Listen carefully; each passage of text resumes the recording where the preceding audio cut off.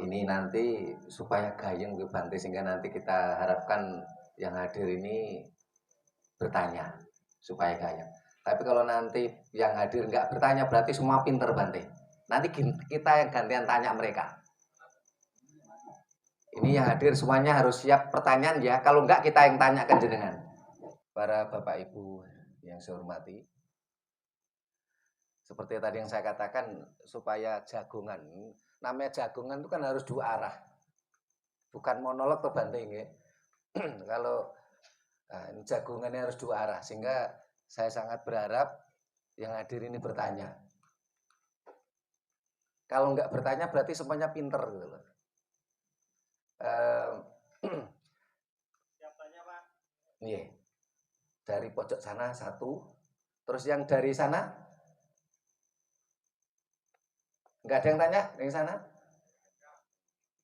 Oh, Bu Anika, yang dari Samatera, ada yang nanya? Mau nanya?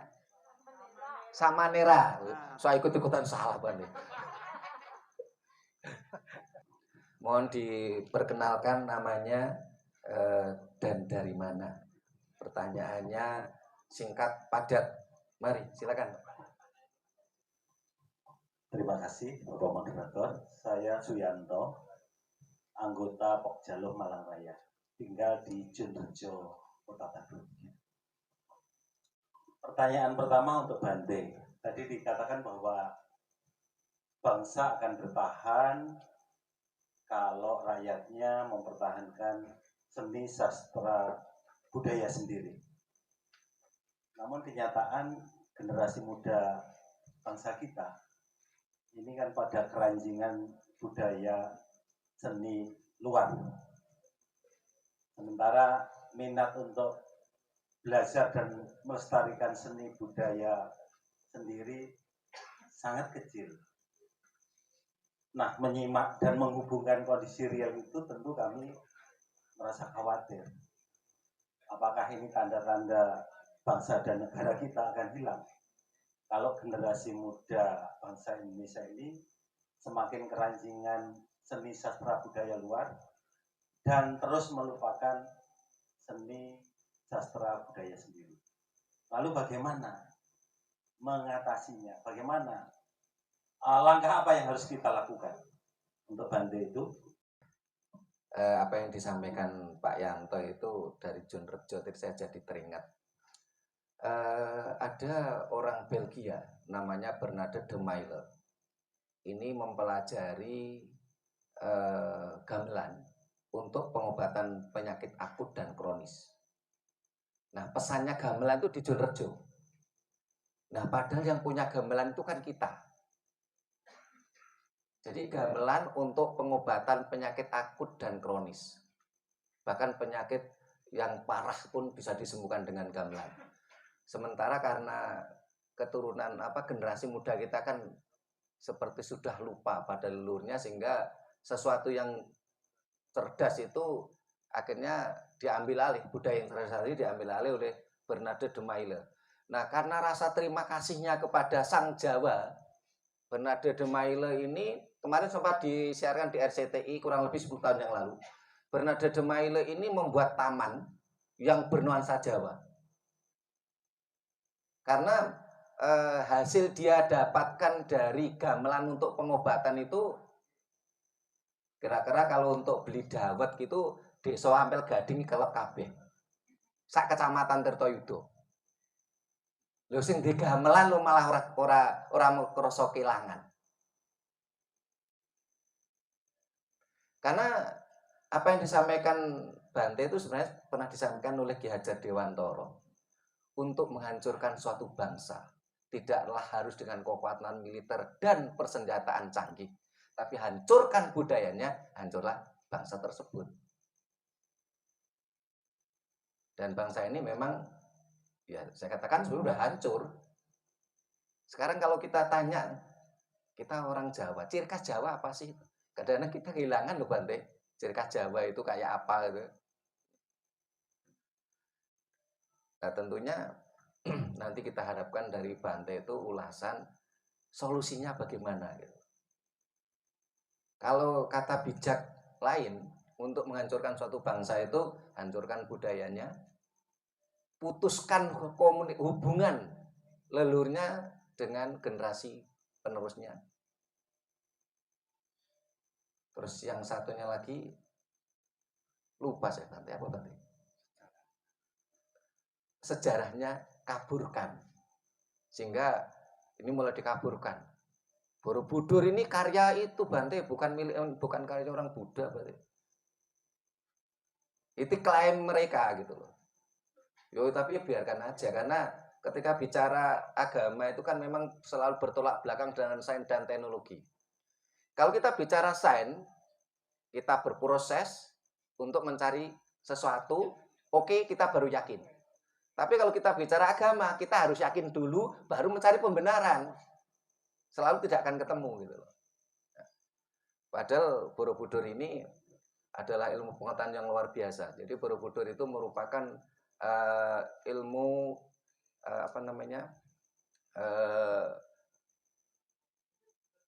bentuk bangunan yang keseimbangan angin. Sehingga ketika ada Mahapralaya Gunung Merapi meletus, Borobudur hanya tertutup abu vulkanik sampai ditemukan oleh Jenderal Raffles, dan bangunannya utuh gitu. Ini yang jarang dipelajari, bahkan sampai detik ini walaupun 1000 insinyur belum tentu bisa ini. Jadi bangunan Borobudur itu memiliki konstruksi keseimbangan angin.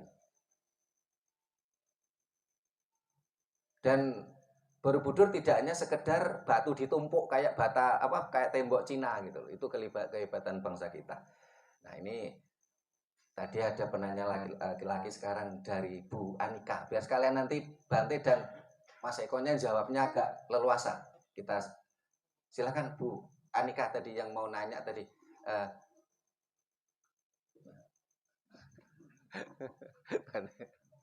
Ini panitianya nih yang ngubeng nih, mosok Bante yang ngubeng nih. Nanti panitianya iki.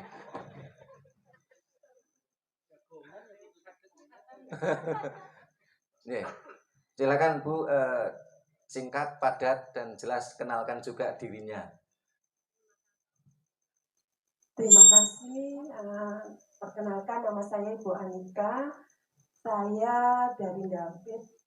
Kebetulan saya adalah ketua komunitas pecinta kebaya dan sanggul Sumariwi, namanya komunitas kami. Yang saya tanyakan, saya menyikapi tentang kebangkitan spiritual. Kebangkitan spiritual Indonesia saat ini memang sedang banyak, baik di Facebook ataupun di berbagai komunitas. Yang saya tanyakan, bagaimana caranya untuk mendorong kita lebih menghargai spiritual Jawa yang memang hilang. Contohnya, kita uri-uri seperti labuan ke laut ataupun ke gunung yang saat ini juga sudah dianggap klinik ataupun musyrik. Nah, padahal itu adalah sebagai tanda terima kasih kita kepada leluhur. Bagaimana cara menyikapinya agar kebangkitan ini juga tidak dianggap klinik ataupun musyrik. Yang saya tanyakan hal ini sebagai spirit saya untuk menerangkan juga kepada komunitas saya selaku ibu-ibu kebaya dan sanggul yang sangat-sangat ditentang pada umumnya di komunitas kami juga, terutama di masyarakat umum. Itu saja.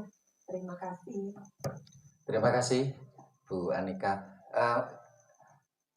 Barangkali harus ada sedikit detail Bu. kalau Labuhan itu bukan spiritual, tapi itu ritual. Nah, kalau di medsos kadang-kadang saya ketawa sendiri. Kenapa?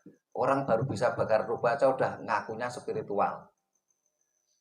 Jadi spiritual, ritual, peritual itu sesuatu yang berbeda. Tapi nanti akan lebih dijelaskan lebih detail oleh Mas Eko. Yang dari tengah ada yang mau tanya? Kan nggak dilarang toh Bante untuk tanya kan? Boleh kok. Ya. Ada yang tanya? Yang tengah?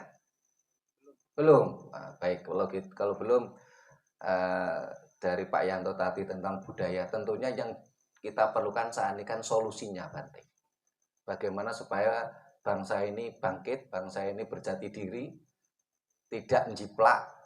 Monggo Bante, solusinya terus Bante. Ini sakit? Oh sakit, monggo Bante. Ya, budaya itu sebenarnya kan kebiasaan. Budaya itu kebiasaan. Nah, kalau dalam Samanera namanya Sekiawata. Sekia itu latihan, wata itu kebiasaan. Maka kebiasaan yang sudah melekat namanya wata, kemudian bahasa harian menjadi wata. Maka usaha menjadi wata itu beda dengan wato. Apa bedanya watak karo wato? Nek wato itu bisa disembuhkan, tapi kalau watak sulit diobati. Apalagi wataknya watok-watok. Ya, itulah bedanya watak dengan wato. Nah, di dalam Samanera ini ada namanya Sekiawata. Ada 75 Sekiawata. Dipaksa tiap hari. Sampai menjadi kebiasaan. Dan itu menjadi namanya budaya. Karena itu, bagaimana untuk menyikapi, bagaimana untuk membangkitkan, bagaimana untuk menghidupkan, bagaimana untuk merawat budaya, tidak ada lain yaitu dengan cara membiasakan diri dalam hal apa saja. Nah sekarang kenapa budaya kita berganti? Karena kebiasaannya pun juga diganti. Karena itulah saya usulkan pada para keluarga dan para yang punya anak, cobalah biasakan anak-anak itu dalam keseharian di tengah keluarga. Pembentukan mata anak sangat dipengaruhi oleh umur 0 sampai dengan 12 tahun. Karena satu teori kajian, anak itu umur 0 sampai 6 tahun, apa yang dia rasa, apa yang dia lihat, apa yang dia dengar, direkam 100%. Maka itu hati-hati yang punya anak-anak ini. 100% sampai umur 6 tahun. Nanti sampai dengan umur 9 tahun, apa yang dia dengar, apa yang dia lihat, apa yang dia rasa, lalu dia tiru 100%. Karena itu kalau ada anak kecil melihat temannya memakai sepatu yang ada lampunya, pior. Anak tidak peduli bagaimana orang tua bisa mendapatkan itu, yang penting dia pengen itu. Karena pengen meniru temannya yang memakai sepatu pior. Nah sekarang bab Anjali, bapak EDW baik lali Anjali Pak. Anjali itu begini. Anjali itu salam Buddhis itu Anjali. Ada 5 jenis Anjali Pak. 5 sikap etika Buddhis itu namanya Anjali, Namaskara, Pradaksina, utana, lalu samiji kama. Rinciannya bagaimana? Nanti buka lagi jagongan seperti ini dan direkam. Siap. Ini direkam Pak Bante. Nanti keterangannya 5 ini. Oh gitu.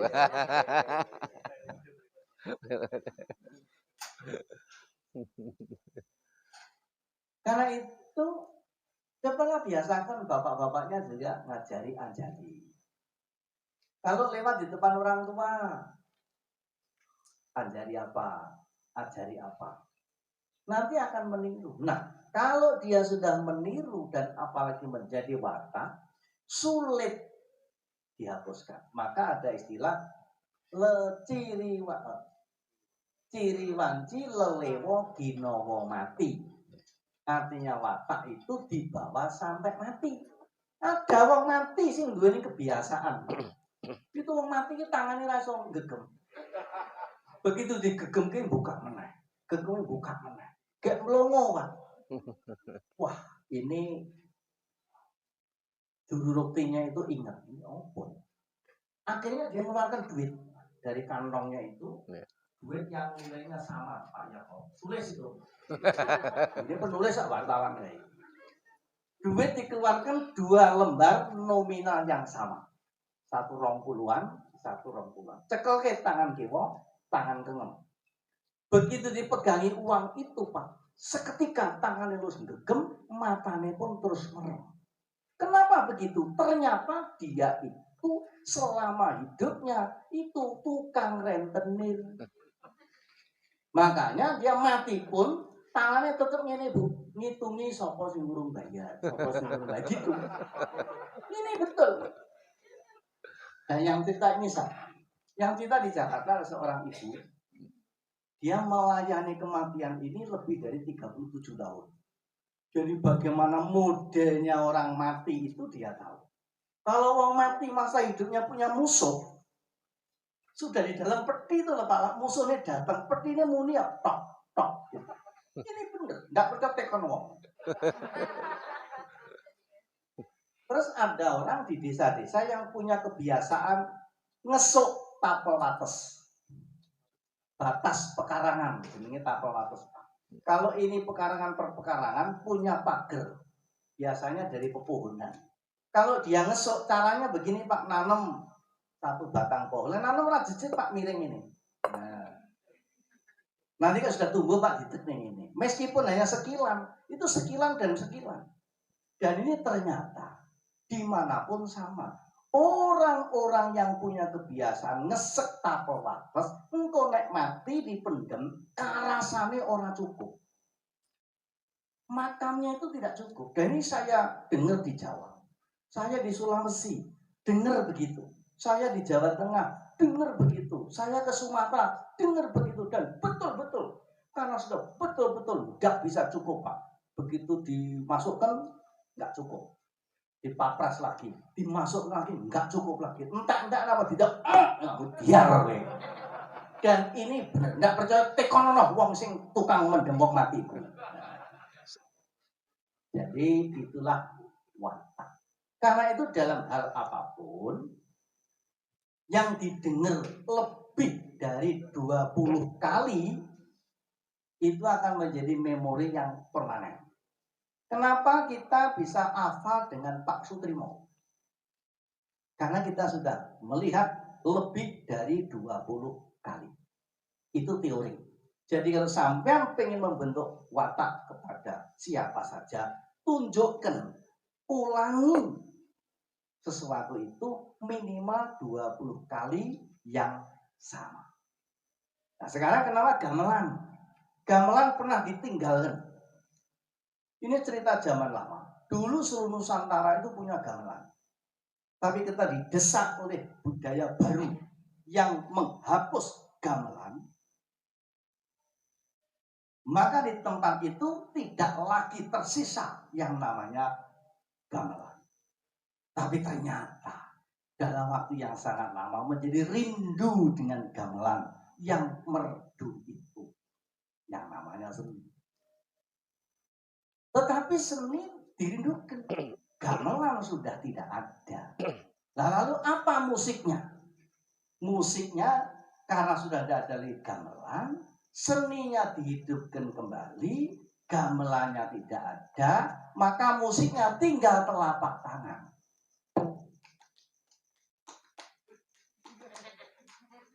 Saya baru melihat kemarin Pak di kedutaan Arab, namanya tari zaman, karena sudah nggak ada lagi musik. Nah, jadi kalau ibu-ibu, ibu Kundi, bagaimana kembali mengenalkan Kundi? Hari ibu atau ibu yang ingin mengenalkan Kundi, caranya adalah pakailah Kundi setiap harinya. Kemana-mana pakai Kundi. Datang pesta pakai Kundi. Datang ke acara jagungan pakai Kundi. Sampai pelopor Kundi. Nggak percaya orang lagi Kundi. Lagi Kundi.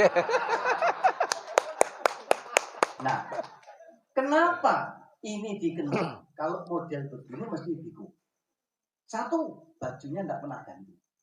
Ini dipakai sejak 26 abad yang lampau. Ini pakaian yang up-to-date, tidak pernah ketinggalan zaman.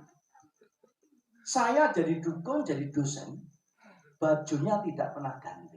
Ketemu rakyat jelata di ujung Indonesia, sampai ketemu kepala negara di berbagai belahan dunia, bajunya tetap ini. Saya ketemu Bapak Paus di Vatikan, pakai ini. Orang sehingga kenal. Biku itu cirinya satu, jubah yang tidak pernah ganti. Tapi ini baru. Biasanya kalau seminggu tidak ganti, yang tahu nyamuk. Begitu dengar pingsan. Tapi ini baru. Yang kedua adalah gundul. Maka setiap biku pasti gundul. Meskipun setiap gundul belum tentu biku. Jadi ada dua ikon ini. Maka bahasa teknis, kalau mau jadi ikon zaman, satu harus berteguh dalam ideologi, dan yang kedua tidak ganti-ganti style. Maka Sang Buddha sejak menjadi Buddha tidak pernah ganti gaya. Jubahnya tetap ini, juga tidak berkepala rambut. Maka sampai sekarang masih dikenal Sang Buddha itu. Tokoh-tokoh dunia lain, misalnya ada Mahatma Gandhi, pejuang India. Sejak berjuang sampai akhir hayat, dia tidak pernah ganti-ganti model. Pakaiannya tetap sari, dipinta sendiri, kacamatanya tetap bulat, tidak pernah ganti-ganti. Nah sekarang ini baru dapat gaji 13, kacamata diganti. Ya? Itu kalau pegawai. Kalau enggak pegawai gengsi lah, utangan atau kreditan. Yang penting ganti-ganti. Sehingga gampang dikenali. Ada orang pesta, bapak-bapak sampai minta tolong kepada panitia menyiarkan, halo, sedang dicari seorang ibu ini. Ternyata ibunya itu tidak jauh Pak di depannya. Mengapa? Karena hari itu ibunya dandan bagus. Sampai bapaknya lupa kalau istrinya. Sebab hari-hari di rumah hanya pakai daster. Itu. Ini cara membangun. Pakai kebaya. Cobalah pakai budaya kebaya. Punya komunitas. Ini sudah punya komunitas. Bajunya hitam dan pakai udeng. Begitu ketemu, ini mesti komunitas Pak Sutrimo. Begitu ini komunitas Buddhis dan Sang Buddha. Dan ini juga menjadi pemikiran banyak bangsa Pak Yanto. Pada waktu saya ke Korea, adalah ketemu dengan beberapa pejabat. Di Korea Selatan mengalami kemajuan yang sangat pesat dibanding dengan zaman sebelumnya. Dan sebagian orang juga mengalami kekhawatiran atas perkembangan yang pesat ini, bagaimana generasi ke depan. Karena itu pemerintah punya program Pak Trimo, yaitu menjaga budaya kearifan lokal. Caranya bagaimana? Secara berkala, setiap berapa minggu satu kali, itu membuka pasar tradisional. Jadi di tengah-tengah kota, sentra-sentra perbelanjaan modern itu dibuka pasar tradisional yang sama dengan zaman dahulu. Yo lincake, yo lampune, yo ungkuse yang gawe godhong, upamane dodo sego pecel yo gawe pincuk, pincuke dilapi neng nggon pupu, gek jari iki nganti mengkilat ngono kae gitu. Terus lek ngedoli yo gawe susur gitu. Itu dikembalikan. Sama dengan itu. Karena mengkhawatir Korea Selatan itu mengalami kemajuan yang sangat pesat. Kemarin saya di Jawa Tengah, saya duduk bersebelahan dengan Pak Bupati Pati.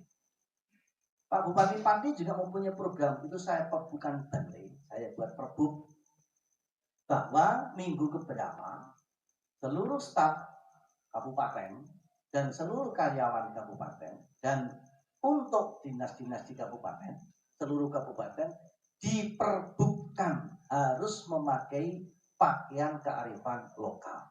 Sehingga Pak Bupati itu juga pakai beskap, pakai blakon. Begitu juga pejabat-pejabat yang lainnya. Dengan begitu tidak hilang sama sekali. Lalu makanan. Cobalah dihidupkan kembali yang namanya cenil, growot, sawut, telepon. Kita mempunyai bahan baku satu yang kalau diolah dengan cara yang bervariasi itu menjadi kekayaan kearifan lokal, yaitu cukup singkong.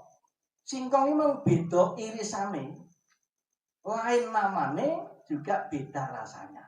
Ono sredek, ono growol, ono samplok, ono tiwul. Ya toh? Nah, tiwul mergo gapleke dipepe ora garing dadi gathot. Gathot sik bosok neh. Itu sik dipepe meneh digoreng, jenenge apa? Balung kuwo. Masih ada. Jadi singkong sebelum jadi tape itu masih bisa diolah dengan berbagai macam.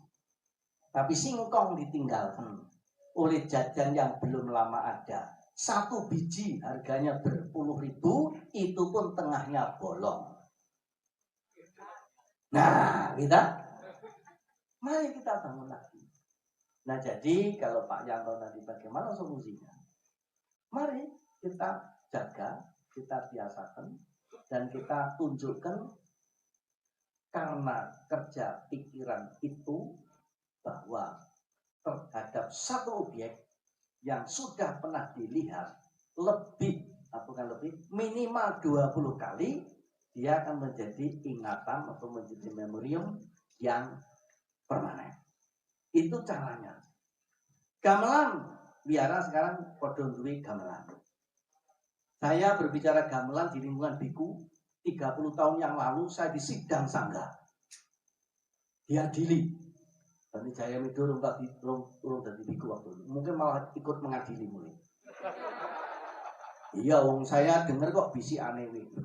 Kayak biku kok dolanan gamelan. 30 tahun kemudian, sekarang saya bersyukur di wihara-wihara pada punya gamelan. Tapi korbannya 30 tahun yang lalu. Saya diadili sangga. Gara-gara saya, Bante Dhammawijayo, Bante Utama beli gamelan untuk di wihara Ngandat, ya wiharanya Bante Jayamido sekarang ini. Coba gamelan ditutuk, ora muni ora apa-apa, yang penting lihat dulu, tutuk sak galeme, pecah ya ben. Klotak-klatek, nek wis ngenal, lalu ditotok. Lah gamelan malah dipangkrake, ditinggal, diganti musik yang belum lama ada di bumi, jenenge betutu gembleng tutu, betutu gembleng tutu, tong. Iya kan? Nah itulah. Jadi apa-apa yang ingin dijaga, caranya adalah tetap dijaga. Nah sekarang yang paling baru adalah budaya puja. Kita yang paling hilang itu adalah budaya puja. Puja itu artinya hormat. Salah satunya budaya puja seperti yang dilakukan oleh Bante Siri di sini. Cobalah kita budaya sebagai ungkapan terima kasih kepada semesta. Saya sampaikan ke Pak Sutrimo tanggal 13 Desember yang beberapa hari lalu, saya di Pondok Labu didatangi tamu dari Qatar, Uni Emirat Arab. Datang ke Pondok Labu ingin mengenal budaya Indonesia, budaya agama Buddha. Kebetulan di Pondok Labu baru saja ada puja 24 jam non-stop, yaitu budaya puja kearifan lokal. Mungkin sama kita, namanya selamatan tanpa kewan. Itu pun saya juga membuat ajaan sama dengan ajaan penjenengan. Dan itu saya kontaknya adalah kontak spiritual. Selamatan tanpa kewan. Dan kalau ngomong selamatan tanpa kewan, ya selamatan Buddha. Orang yang pemotongan hewan, orang yang pembelian hewan. Dan itu mereka melihat, kemudian mengagumi. Ini yang kita akan belajar. Dan ternyata dengan selamatan tanpa kewan itu, Pak, sehubungan dengan COVID, dunia berkata, WHO berkata, COVID ini bukan bencana politik sebagian orang, tapi ini budaya bencana manusia. Korbannya manusia melanda hampir seluruh dunia. WHO mencatat, catatan adalah negara-negara yang masyarakatnya menganut cara berpikir Buddhis kena dampaknya tipis. Bukan beragama Buddha, tapi berpikir Buddhis. Nah, lebih dulu yang berhenti adalah Vietnam. Diakui atau tidak, Vietnam masyarakatnya banyak menganut cara berpikir Buddhis. Tingkat dunia yang sampai saat ini tidak ditemukan bibit COVID dan bibit kanker itu Bhutan.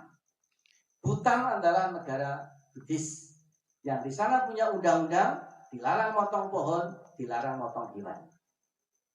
Di Indonesia yang sampai saat ini dinyatakan belum dan tidak ditemukan gejala COVID itu Baduy. Tanggal 2 Mei kemarin saya ke Baduy. Saya puja di tengah-tengah Baduy. Pak Eko saja belum.